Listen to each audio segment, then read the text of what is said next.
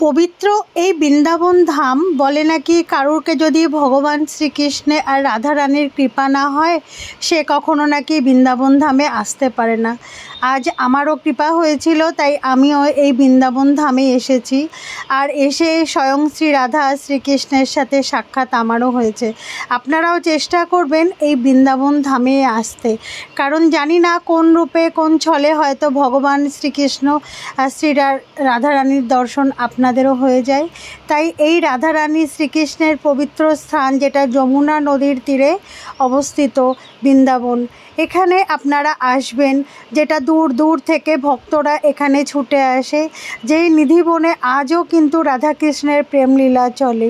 এই রাধাকৃষ্ণের প্রেমলীলা আগে আমরা হয়তো অনেক কথা শুনে এসেছি, কিন্তু আপনারা হয়তো নিজেরাও চেষ্টা করবেন যে প্রেম ক্ষেত্রে এসে একটু রাধাকৃষ্ণের প্রেমলীলা, আর যে রাধাকৃষ্ণ এই মাটিতে জন্মেছিল সেইখানেই হয়তো স্পর্শ করে যাওয়া, এটাই হয়তো ভাগ্যের ব্যাপার।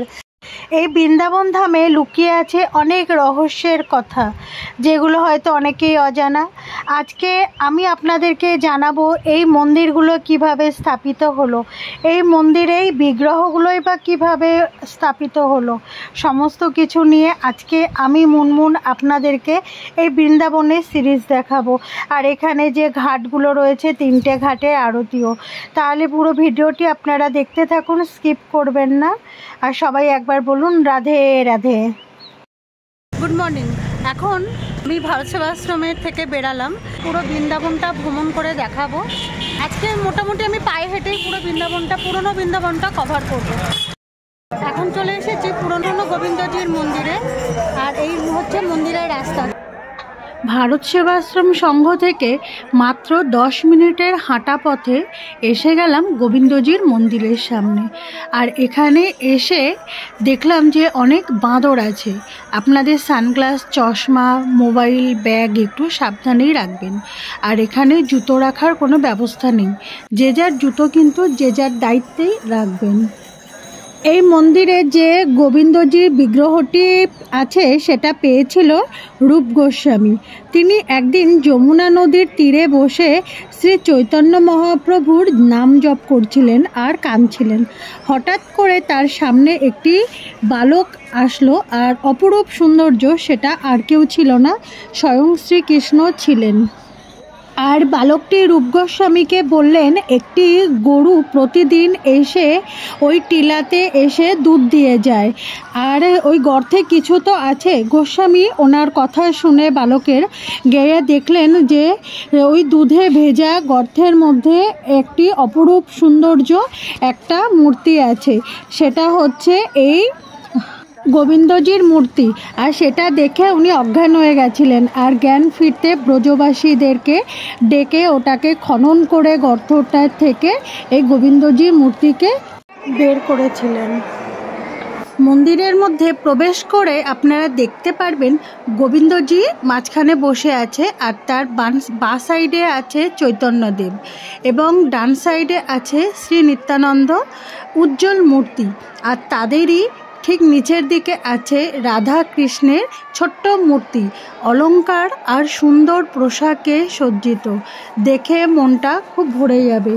এখানে রোজই কিন্তু নিত্য পুজো হয়, বেশ ভিড় থাকে এখানে।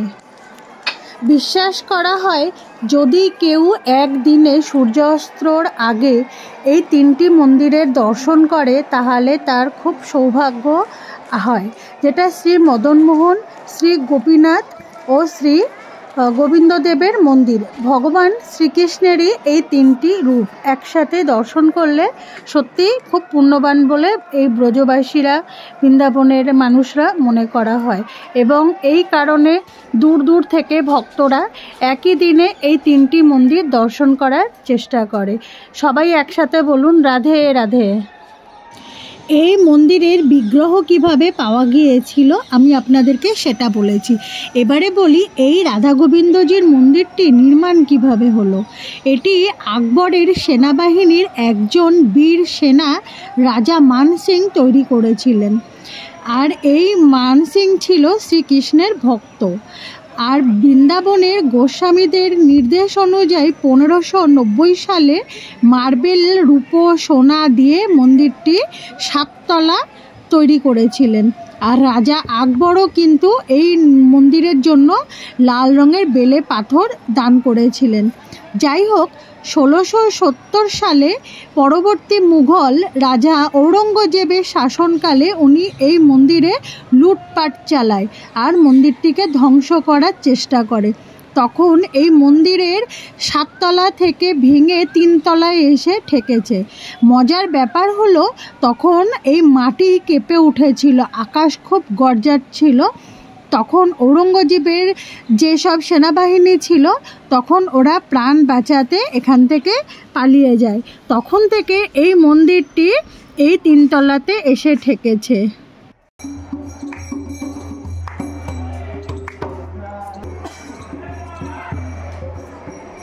এখন চলে এসেছে রঙ্গনাথ মন্দির। আর এই রঙ্গনাথ মন্দিরটার বাইরে এরকম গেট আছে, চলুন ভিতরে গিয়ে দেখা যায়। রঙ্গনাথ মন্দিরের সামনে থেকে একটু এগিয়ে যেতেই ডান সাইডেই একটা জুতোর কাউন্টার আছে, সেখানে বিনা পয়সায় আপনারা জুতো রাখতে পারবেন।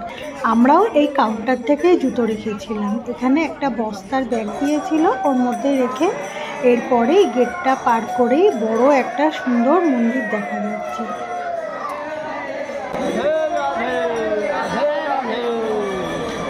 এই মন্দির থেকে বেরিয়ে দেখুন, সেই চেন্নাই মানে সাউথের সাইডে যেসব মন্দিরগুলো হয়, যেমন তিরুপতি বালাজির মন্দিরও এইরকমই থাকে উপরটা। এই মন্দিরটার ভিতর থেকে প্রবেশ করতে দেখলাম কিছু এজেন্ট এরকম ভক্তরা এসছে, এদেরকে এইভাবে নিয়ে মন্দিরে বেশি টাকা দান করো, এই করো, এরকম বলছে। তো আপনারা আসলে এইসবের চক্করে পড়বেন না, আপনারা একটু অ্যাভয়েড করে একটু ঠাকুর দর্শন করুন, বেরিয়ে যাবেন।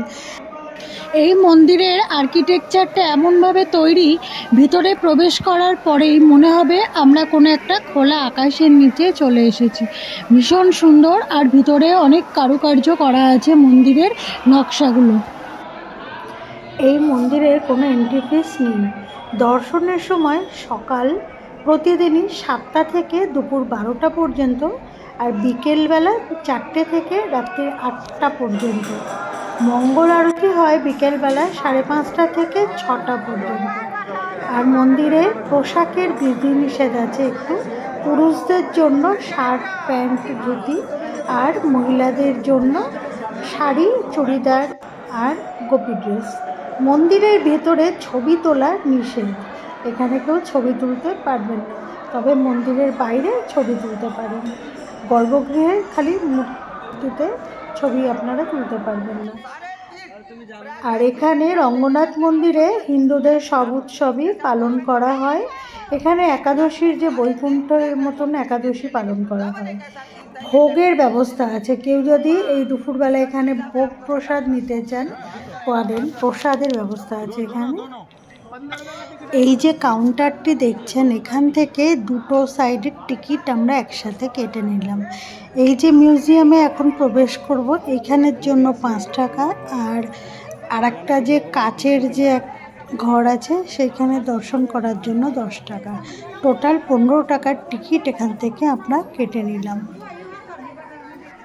মিউজিয়ামের মধ্যে প্রবেশ করেই দেখলাম যে শ্রীকৃষ্ণ যেই সমস্ত জিনিস বধ করেছিল সেই সব অসুরদেরই এক একটা ছোট ছোট এখানে মূর্তি আছে, রথ আছে, হাতি আছে, এই সমস্তই জিনিস এখানে এই মিউজিয়ামের মধ্যে আছে। এই রঙ্গনাথ মন্দিরের ভিতরেই কিন্তু এই সোনার তাল গাছটিকে আপনারা দেখতে পাবেন। মন্দিরের মাঝখানটাতেই রয়েছে সোনার তাল গাছ, আর তার 4 সাইডেই এইরকম মন্দিরে ঘেরা। আর এই বাঁ সাইডেই রয়েছে শীষমহল, যেটাকে কাচের ঘর বলা হচ্ছে। এই শীষমহলের ভিতরেই চলুন আমি আপনাদেরকে দেখাই। এই হচ্ছে শীষমহল, পুরো কাঁচ দিয়ে তৈরি, খুব সুন্দর।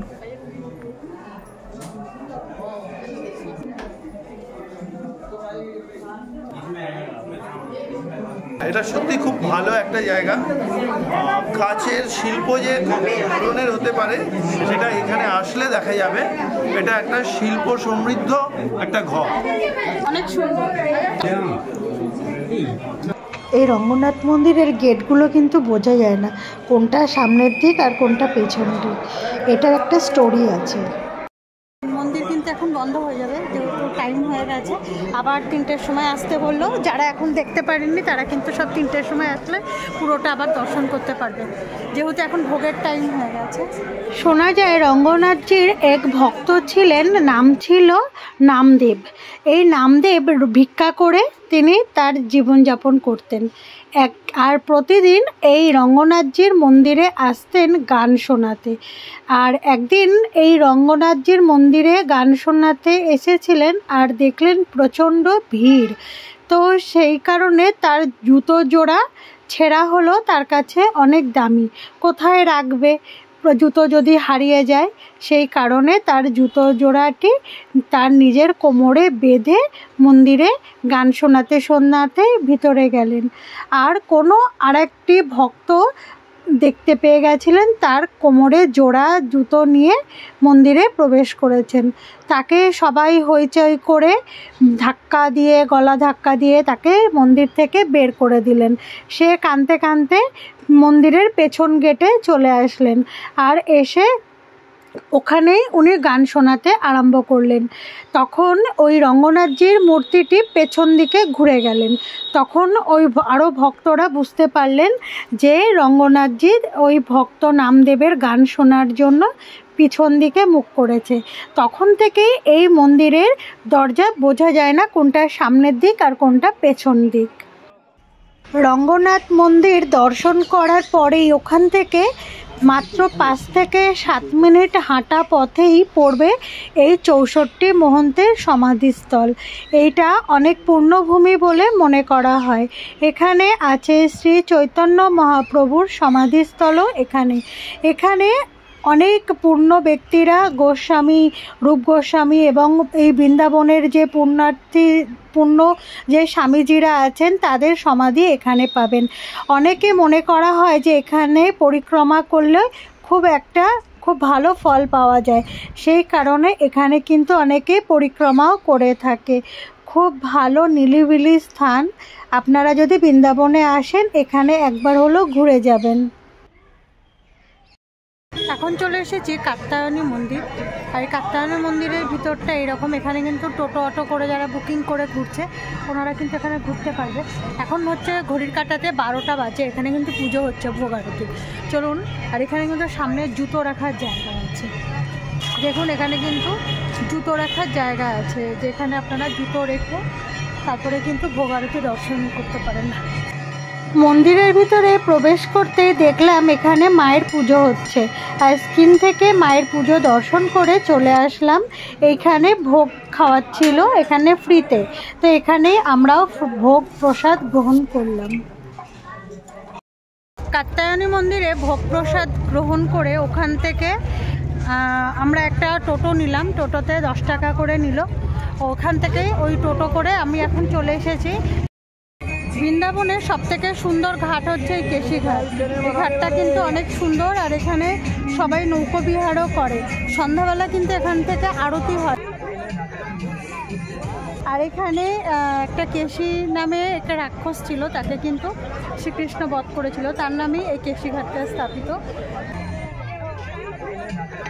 মামা কংস শ্রীকৃষ্ণকে বধ করার জন্য কেশি নামে একটি রাক্ষসকে পাঠিয়েছিল। আর ওই রাক্ষসটা ঘোড়ার রূপ নিয়েছিল, গিয়ে শ্রীকৃষ্ণকে বধ করার জন্য গেছিল।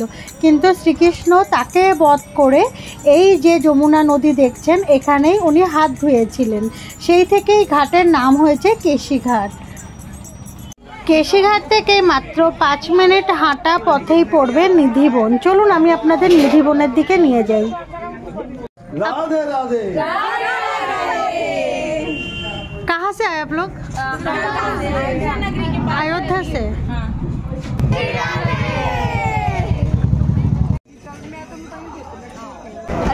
हरियाणा से।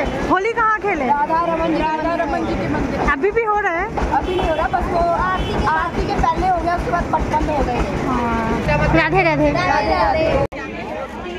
এই বৃন্দাবনের দোল খেলা শুরু হয়ে যায় প্রায় এই হোলির 1 মাস আগে থেকেই। আর এখন এসে আমি দেখলাম এখানে সমস্ত জায়গাতে কিন্তু হোলি খেলা হচ্ছে। এখন আমি নিধিবনের জন্য লাইন দিয়েছি, এত ভিড় ঠেলেই ভিতরে প্রবেশ করেই দেখলাম এখানে কিন্তু জুতো রাখার জায়গা আছে। তারপরে এই বৃন্দাবনের নিধিবনে ঢুকলাম, যেটা খুব জাগ্রত একটি নিধিবন। এখানে এখনও রাধারানী আর শ্রীকৃষ্ণ এই নিধিবনে এখনও তাদের লীলা করে। আর এই নিধিবনের যে গাছগুলো দেখছেন এগুলো কিন্তু সমস্ত তুলসী গাছ। নিধিবন এই শ্রীকৃষ্ণের যে লীলা হয় এখানে, এটা যাতে নষ্ট না হয়ে যায় সেই কারণেই কিন্তু এরকমভাবে ঘিরে দেওয়া হয়েছে, যারা ভক্তরা সুন্দর করে যায় আর এই নিধিবনটাকে সুন্দর করে যাতে দর্শন করতে পারে সেই কারণেই কিন্তু এটা করে দিয়েছে। কারণ মানুষ যদি নিধিবনের ভিতরে প্রবেশ করে গাছের শোভাগুলো পুরো নষ্ট হয়ে যাবে সেই কারণে। সন্ধে 7টার পরে এই নিধিবনটা পুরোভাবে বন্ধ করে দেওয়া হয়। এখানে কোনো ভক্ত পুরোহিত কেউ থাকে না, এমনকি কোনো পশু পাখিও এখানে আসতে পারে না। আর এই নিধিবনের ভিতরে যে রাজমহল আছে এখানে প্রসাদ রাখা হয় ভগবান শ্রীকৃষ্ণ রাধারানী গোপিনীদের জন্য। তো সেই প্রসাদগুলো কিন্তু সকালবেলা যখন মন্দির খোলা হয় সেগুলো এলোমেলো থাকে। আর এই নিধিবনের মধ্যে যে তুলসীর গাছগুলো আছে পেঁচানো এইগুলো কিন্তু সব গোপিনীতে পরিণত হয় সন্ধ্যার পরে। এখানে পুরো লীলা চলে রাধারানী শ্রীকৃষ্ণ আর গোপিনীদের। যদি কোনো ভক্ত এখানে লুকিয়ে থাকে যে রাধারানী শ্রীকৃষ্ণের লীলা দেখবে বলে, তারা না হয় পাগল হয়ে যায় আর না হলে চোখে দৃষ্টি হারায়। আমি এখন পুরো নিধিবনের মধ্যে আছি। আর এই নিধিবনটা কত সুন্দর, যেখানে শ্রীকৃষ্ণ তার গোপীদের সাথেই কিন্তু এই নিধিবনের মধ্যে নৃত্য করতেন। এই নিধিবনের মধ্যে কিন্তু রাত্রিবেলা করে রাধারানী কৃষ্ণ ও তার সখীরা কিন্তু এখনো পর্যন্ত লীলা চালিয়ে যাচ্ছে। সন্ধ্যার পরে পুরো এই নিধিবনটাকে কিন্তু বন্ধ করে দেওয়া হয়। দেখুন কত ভিড়। আর আমি এখন এই সুন্দর নিধিবনে দাঁড়িয়ে আছি, যেখানে আমার ভগবান শ্রীকৃষ্ণ কিন্তু এখানেই তার রাধারানীর সাথে লীলা করে গেছে। এই রকম তুলসী গাছ একমাত্র আপনারা এই বৃন্দাবনে আসলেই দেখতে পারবেন। কত মোটা মোটা দেখুন তুলসী গাছগুলো, আর সব পেঁচানো। একটা তুলসী গাছের ভিতর থেকে দেখুন আর একটা অনেক বড় এই রকম অদ্ভুত তুলসী গাছ আপনারা এখানে আসলেই পাবেন। তাই এটাকেই বলে শ্রীকৃষ্ণের লীলাক্ষেত্র। দেখুন আপনারা একবার হলেও কিন্তু এই বৃন্দাবন দর্শন করার জন্য আসবেন। সত্যি এখানে আসলে খুব ভালো লাগবে আপনাদের। নিধিবন থেকে ওই বিরাট ভিড় ঠেলে এখন আমি চলে এসেছি চিরঘাটের সামনে। আর এই যে আপনারা দেখছেন এই গাছটা হচ্ছে যেখানে শ্রীকৃষ্ণ এই গাছের মধ্যে বসে, আর এখানে গোপীরা যখন স্নান করত তো সেখান থেকে এই গাছের উপরেই কৃষ্ণ লুকিয়ে রাখত। কিন্তু এই জলাশয়টা এখন সরে অনেক দূরে চলে গেছে ওই পাশটাতে, আর এখানটাতে রাস্তা হয়ে গেছে। গাছ তো রয়েছে, ঘাটের যে সিঁড়ি হয় সেগুলোও কিন্তু এখনো পর্যন্ত করা আছে। যমুনাটাই দূরে সরে গেছে। এটা হচ্ছে সেই গোপীরা যেখানে স্নান করতো, আর এই উপরেই কিন্তু শ্রীকৃষ্ণ ধরে নিয়ে লুকিয়ে রাখতো। আর আমি যেখানে যমুনা নদী এখানে ছিল, আর এখান থেকেই কিন্তু গোপীরা কাকুতি মিনতি করতো শ্রীকৃষ্ণের কাছে যাতে তাদের বস্ত্রগুলো দিয়ে দেয়, কিন্তু কোনো কারণেও কিন্তু দিত না, লুকিয়ে রাখতো। অনেক ছল কিছু করতো তারপরেই কিন্তু দিত। আর এই ঘাটে এখন সন্ধ্যা আরতি হয়। সন্ধ্যাবেলায় ঘাটটা খুব সুন্দর করে সেজে ওঠে। এখানে সন্ধ্যার সময় আরতি হয়, বেশ ভিড় হয়। এখানে পরপর 3টে ঘাটে আরতি হয়ে থাকে। এই যে বস্ত্রহরণ ঘাট, এই ঘাটেও কিন্তু আরতি হয়। আর এখানে নৌকা ভ্রমণও আপনারা করতে পারেন। এই পবিত্র যে যমুনার জল, এখানে স্নানও করা হয়। আর এই যমুনার জল খেলে খুব ভালো, কিন্তু আমি এই পবিত্র জলে ছিটে নিয়েছি, কারণ এই পবিত্র যে জলটা এখন এই পরিবেশ নষ্ট করে দিয়েছে, প্রচণ্ড নোংরা করে ফেলেছে। তো জলটা যেহেতু পবিত্র তাই একটু মাথায় ছিটিয়ে নিলাম। বস্ত্রচুরি ঘাট থেকে মাত্র 5 মিনিট হাঁটা পথেই আমি চলে আসলাম এখন ইমলিতলা। এই ইমলিতলা অনেক জনপ্রিয় একটি ধর্মীয় স্থান। এখানে একটি তেঁতুল গাছ আছে, আর এখানে শ্রী চৈতন্য মহাপ্রভু এই যমুনার ঘাটে স্নান করে এই ইমলিতলাতে বসে শ্রীকৃষ্ণের নাম জপ করতেন। এই ইমলিতলাতে 5000 বছর পুরনো একটি তেঁতুল গাছ এখনও অনেক সুরক্ষিতভাবে কিন্তু এখানে রাখা আছে। আর কেউ যদি এখানে এসে থাকতে চান আপনারা, এখানে কিন্তু থাকার ব্যবস্থাও আছে। রাধা আর কৃষ্ণের প্রেমের সাক্ষী ছিলেন এই ইমলি গাছ। এই ইমলিতলাতেই অনেক স্মৃতিও জড়িত আছে রাধা কৃষ্ণের। যেমন শোনা যায় যে এই ইমলি গাছকেই রাধারানী একবার অভিশাপ দিয়েছিলেন যে গাছ থেকে পাকা তেঁতুল পড়েছিল, আর সেই পাকা তেঁতুলে রাধার পা পড়েছিল, পড়াতেই একটু দূরে গিয়ে কেটে গেছিল পাটা। তো শ্রীকৃষ্ণের সাথে সাক্ষাতে তার বিলম্বন হয়েছিল। তারপরে রাধারানী সেই ইমলি গাছকে অভিশাপ দিয়েছিল যে তোর গাছের যেন তেঁতুল না পাকে, তাই তেঁতুল পাকার আগেই পড়ে যায় এই কাঁচা তেঁতুল ইমলি গাছে। আর এই ইমলি গাছটাকে গৌড়মঠ অনেক সুন্দরভাবে দেখুন সুরক্ষিত করে রাখেছে, যেটা 5000 পুরনো এই তেঁতুল গাছ। আর এখানে শ্রীকৃষ্ণের জপ করেছিলেন শ্রী চৈতন্য মহাপ্রভু। আর এটাও শোনা যায় যে এই তেঁতুল গাছের গোড়াতেই শ্রী রাধারানী যখন শ্রীকৃষ্ণের সাথে বিচ্ছেদ হয়েছিল, তো এখানেই উনি অন্তর্ধান হয়েছিল। আর তারপরে শ্রীকৃষ্ণ এই ইমলি গাছের তলাতে এসে শ্রী রাধার নাম জপ করতে করতে উনিও শ্রী রাধার ঐশ্বরিক রূপে পরিণত হয়েছিলেন শ্রীকৃষ্ণ। তাই এই ইমলিতলার অনেক মাহাত্ম্য আছে, আর এটাকে অনেক পবিত্র স্থান বলে মনে করা হয়। কেউ যদি এই ইমলিতলাতে পরিক্রমা করে তার মনোবাঞ্ছনা পূর্ণ হয়, সেই কারণে আমিও এখানে পরিক্রমা করেছিলাম। আপনারা যদি এই ইমলিতলাতে আসেন তো এখানে পরিক্রমা করবেন, আর যদি মনে করেন এখানে এসে থাকবেন আপনারা কিন্তু এখানে থাকতেও পারেন। তোমাদের এখানে বুকিং কিভাবে হয় সেটা বলো। আমাদের এখানে একটা নম্বর আছে, নম্বরের হচ্ছে 8126870414 কল করলে আপনারা পেতে পারেন। আর রুম কত থেকে স্টার্টিং? 600 থেকে আছে। 600 থেকে AC room, non AC room সব রকম? এসি আর নন এসি নাই। আর খাওয়া দাওয়ার ব্যবস্থা কি আছে? খাওয়া দাওয়া আলাদা, 70 টাকা একজনকার। আচ্ছা, ফোন করে বুকিং হয়ে যাবে? হ্যাঁ, ঠিক আছে, থ্যাংক ইউ। ইমলিতলা গড়িয়ামঠ, ঠিক আছে। ইমলিতলা থেকে মাত্র 3 থেকে 4 মিনিট হাঁটা পথেই চলে আসলাম তিহার ঘাট, যেটা কালিয়াঘাটও বলে হয়ে থাকে। কালিয়ানাগ, ওই আগে যে কালিয়ানাগ ঘাট আছে ওই ঘাটের ওখানে গাছ ছিল, ওখান থেকে লাফ দিয়েছিল যখন কালিয়ানাগ এই ঘাটে এসে পড়েছিল। আর এইখানেই কিন্তু ওই কালিয়ানাগ উঠেছিল। শ্রীকৃষ্ণ কিন্তু এই কালিয়ানাগের উপরে নৃত্য কিন্তু এই ঘাটের ওখানেই করেছিল। দেখুন সেই সব গোকুলবাসীরা সমস্ত লোকরা দাঁড়িয়ে কিন্তু কালিয়ানাগের নৃত্য দেখেছিল।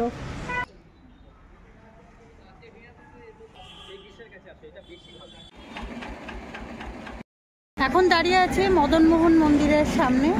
আপনাদের তাই মদনমোহন মন্দিরের ভিতরটাও দেখাবো। আর এই রাস্তা দিয়ে আরও 2 কিলোমিটার গেলে প্রেমানন্দজি মহারাজের আশ্রম পেয়ে যাবেন। মানে হনুমান আছে অনেক, আপনারা যদি ব্যাগে করে কালো প্লাস্টিকে আর কি যদি থাকে আপনাদের সেটা কিন্তু কেড়ে নিয়ে চলে যেতে পারে।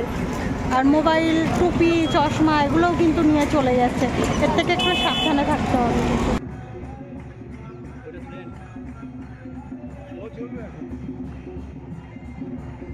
মদনমোহন মন্দিরের সামনে কীর্তন হচ্ছে। এখানে উপরটাতে তো আরও হনুমান।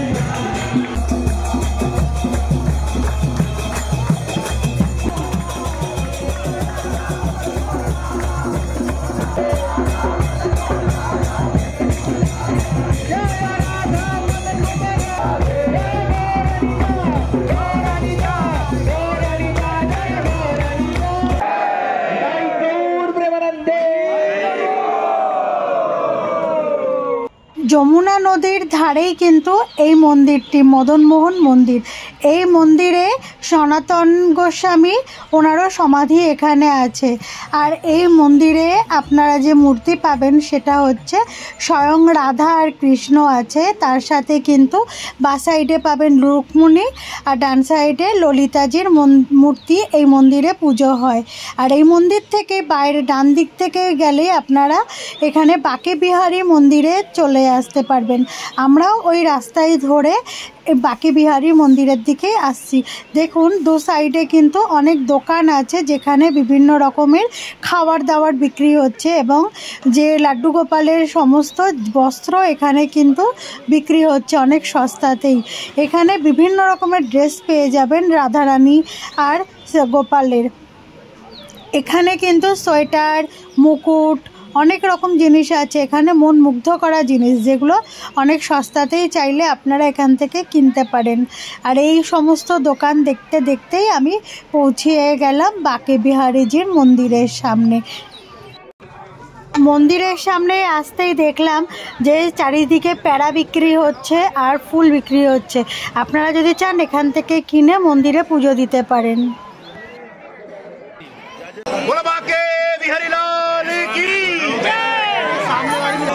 राधा वल्लभ की, राधा वल्लभ मेरे, राधा वल्लभ की, वृंदावन बिहारी लाल की जय।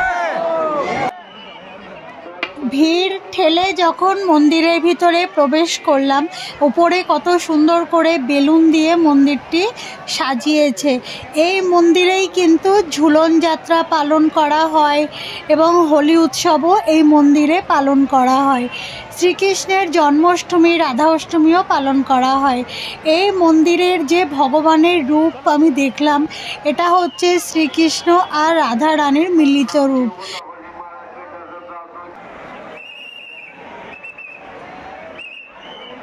और ये 200 रुपये प्राइस है, ये 360 रुपये, ये 400 रुपये मीठे वाला बढ़िया पेड़ा, पिस्ता वाला ये 200 रुपये किलो, ये 360 रुपये किलो, ये 400 रुपये किलो पिस्ता वाला, कम मीठे वाला पेड़ा। ये पिस्ता वाला और ये मलाई वाला 360 रुपये और ये 400, ये 400। ये 300 रुपये किलो। যে কেউ আসবেন তো ওই ভাইয়ের দোকান থেকে প্যাড়া কিনবেন। বাঁকে বিহারী মন্দিরের পাশে এই ভাইয়ের দোকান। রাধে রাধে। এই বাঁকে বিহারী মন্দির থেকে মাত্র 10 মিনিট আবার আমরা পেছন দিকে হেঁটে আসলাম। আসার পরেই দেখলাম আরতি হবে বলে এখানটাতে বেশ রেডি করে ফেলেছে অনেকেই, যে এখন আরতি হবে, সন্ধ্যার অপেক্ষা।